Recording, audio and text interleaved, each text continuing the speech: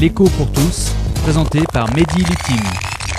Madame, monsieur, bonjour. Cette semaine, c'est colère parce que c'est réforme du collège. Mais pourquoi tant de colère ? Eh bien, tout d'abord parce qu'il est prévu que le nombre d'heures de cours de latin et de grec, dont profitent 20% des collégiens et 5% des lycéens, va être réduit.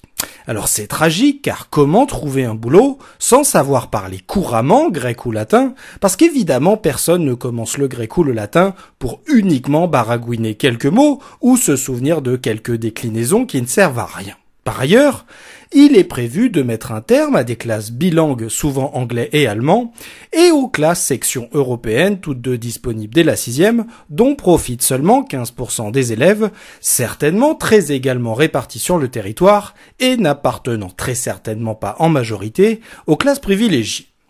En contrepartie, avec ces heures de cours rendues disponibles, tous les enfants, appartenant ou pas aux classes privilégiées, commenceront une seconde langue en 5e et non plus en 4e.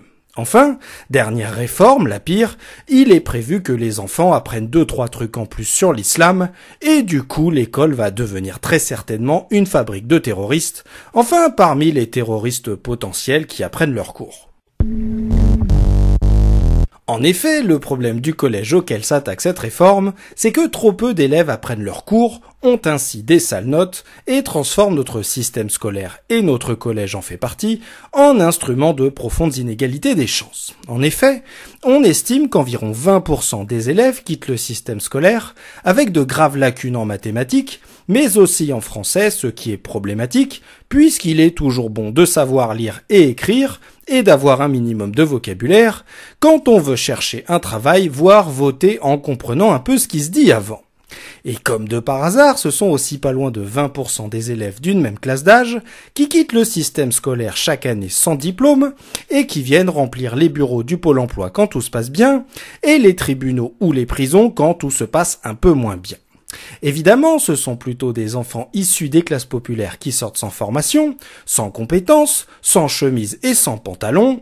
La preuve en est un niveau au-dessus que 80% des enfants des classes privilégiées ont un bac général, alors que ça n'est le cas que d'environ 20% des enfants des classes populaires. Mais pourquoi donc toutes ces inégalités ? Eh bien, notamment parce qu'en France, les moyens sont mal répartis, puisqu'on ne donne pas assez de moyens, d'argent, aux classes des écoles primaires, là où naît l'échec scolaire, et qu'on en donne plus au lycée, là où vont moins les enfants de ces classes populaires. Et c'est le même esprit au sein du collège, où on donne plus aux enfants socialement privilégiés.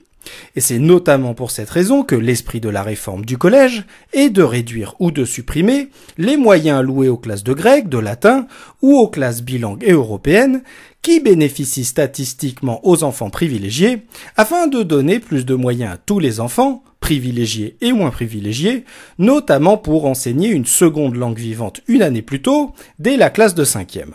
L'écho pour tous, une chronique écrite et présentée par Mehdi Lutim sur Marmite FM 88.4.